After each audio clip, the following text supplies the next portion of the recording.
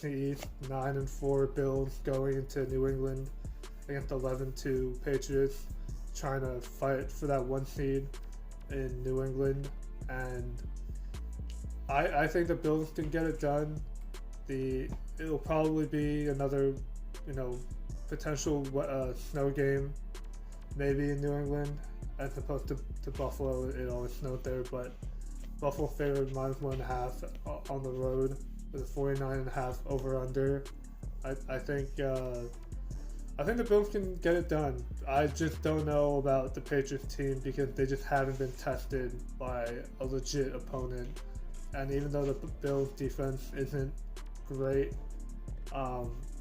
they still have. I would still take their offense over New England's offense, but the Patriots do have a better balanced team.